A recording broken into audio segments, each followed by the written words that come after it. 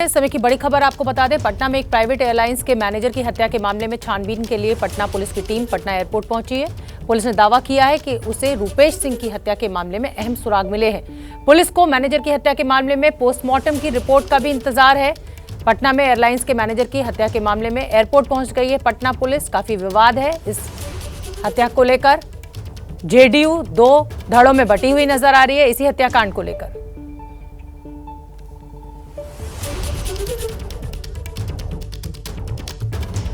रूपेश जी की जो हत्या से संबंधित कल घटना घटी थी, तो उसमें प्राथमिकी दर्ज हुई है और हम लोगों ने पोस्टमार्टम करवाया है। पोस्टमार्टम रिपोर्ट अभी हम लोगों को मिला भी नहीं है, अवेटेड है। और साथ ही हत्या के जितने पहलुओं हैं वो सारे पहलुओं पे हम लोग गहराई से छानबीन कर रहे हैं और शीघ्र इसमें जो है सो कार्रवाई होगी। इन्वेस्टिगेशन से रिलेटेड बहुत सारी बातें हैं जो शेयर नहीं कर पाएंगे अभी, लेकिन हम लोग कुछ क्लू मिला है, हम लोग उस पर काम कर रहे हैं। निश्चित रूप से कुछ है हम लोग के पास क्लू, आगे हम लोग काम कर रहे हैं। क्या पटना एयरपोर्ट पर जांच के लिए अभी पहुंचे हैं आप? अब छानबीन कई जगह हो रही है, हमारी टीम कई जगह काम कर रही है, तो उसी में हम लोग गहराई से सारी बिंदुओं पर देख रहे हैं। और अब आपको बता दें कि मंगलवार रात पटना में सुशासन राज सवालों के घेरे में आ गया। पटना में इंडिगो एयरलाइंस के मैनेजर की गोली मारकर हत्या कर दी गई। अपराधियों ने मैनेजर रूपेश सिंह पर ताबड़तोड़ 6 राउंड फायरिंग की।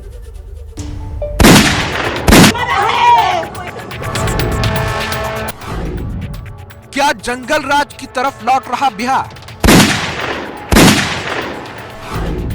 सवालों से क्यों मुंह छिपा रही है पुलिस? पुलिस की लापरवाही पर सर क्या कहेंगे? पटना गोलीकांड से सुशासन पर सवाल। उसको 10 से 15 गोली मारा जाए, ये एक बहुत ही बड़ा प्रश्नवाचक चिन्ह खड़ा करता है बिहार के नवगठित एनडीए सरकार। पटना में इंडिगो फ्लाइट के मैनेजर रूपेश कुमार की हत्या के बाद बिहार सरकार और पुलिस दोनों सवालों के घेरे में है। मंगलवार देर शाम वो दफ्तर से घर लौट रहे थे। बिल्कुल घर के पास उन्हें ताबड़तोड़ 6 राउंड गोलियां मारी गई।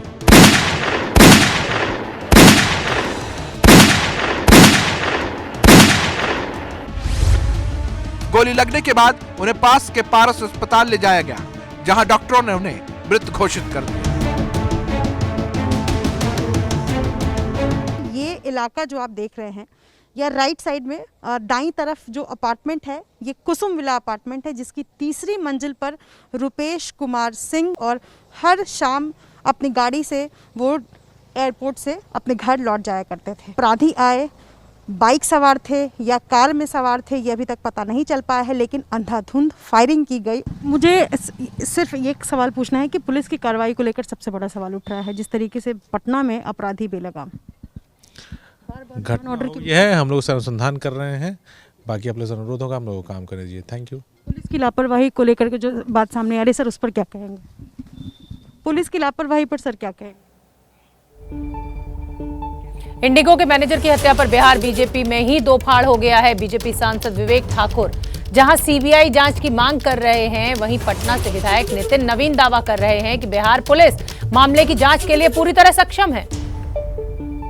कि कोई आपराधिक पृष्ठभूमि न हो और उसको 10 से 15 गोली मारा जाए, ये एक बहुत ही बड़ा प्रश्नवाचक चिन्ह खड़ा करता है बिहार के नवगठित एनडीए सरकार। 3 से 5 दिन के अंदर में पुलिस को एक निष्कर्ष पे आना ही पड़ेगा अविलंब, ताकि अगर केस सीबीआई को भी अगर सुपुर्द करना पड़े तो इमीडिएटली करना पड़ेगा उनको, ताकि ऐसा नहीं कि केस इतना घिसा पिटा हो जाए कि निष्कर्ष पे कोई संस्था पहुंच नहीं सके।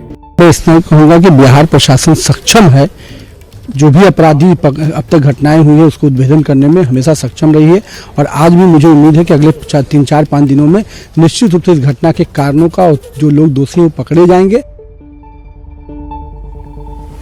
और आप देख सकते हैं कि किस तरीके से दो नेता आपस में एक दूसरे की बात को काट रहे हैं। एक तरफ बीजेपी के नेता कहते हैं कि ये पूरा मामला सीबीआई को सौंप देना चाहिए, तो वहीं पटना से जो विधायक है नितिन नवीन वो कह रहे हैं कि बिहार पुलिस पूरी तरह से सक्षम है इस मामले की जांच में। लेकिन एक मैनेजर की हत्या हुई है और उसके बाद अच्छा खासा जिसे कहा जाए कि विवाद है। पटना में प्राइवेट एयरलाइंस के मैनेजर की हत्या के बाद तमाम विपक्षी दल भी एक्टिव हो गए हैं। उधर तेजस्वी यादव लगातार सरकार के काम करने के तरीके पर सवाल खड़े कर रहे हैं, तो एनडीए का जो घटक दल है वो नीतीश कुमार के लिए खुलकर सामने आया है। एलजेपी भी विरोध कर रही है इस पूरे हत्याकांड को लेकर।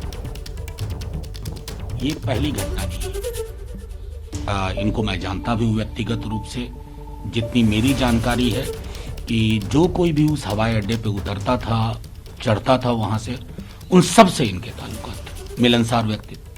लेकिन बिहार की कानून व्यवस्था के बारे में बार बार आप सवाल पूछते हैं और बार बार हम यही कहते हैं कि सरकार के इकबाल के नाम की चीज ही नहीं है। इससे पहले जो उनके डिप्टी सीएम थे, जो अब वहां से आकर के दिल्ली बैठे हुए हैं, अपराधियों से नतमस्तक होकर के, जिस राज्य के मुखिया और उप मुखिया की प्राथमिकता में लॉ एंड ऑर्डर ना हो, जो गोलियों की बौछार के बीच में दो शब्द, संवेदना के दो शब्द ये ना कह पाए जिससे अपराधियों पर लगाम लगे, उस राज्य के मुखिया से क्या उम्मीद की जा सकती है? उस राज्य की कानून व्यवस्था से क्या उम्मीद की जा सकती है? सिर्फ राजनीतिक जगत को और प्रशासनिक जगत को नहीं, पूरे समाज को झकझोर दिया। हम इसे बहुत बड़ी चुनौती की तरफ ले रहे हैं। निश्चित तौर पर हत्यारे कोई भी हो, उन्हें पाताल से ढूंढ के निकालेंगे और अंजाम तक पहुंचाएंगे। और एक ऐसी नजीर साबित होगी कि अपराधियों के मन में ये भी डर बैठेगा कि इस तरह की हरकत ना करें।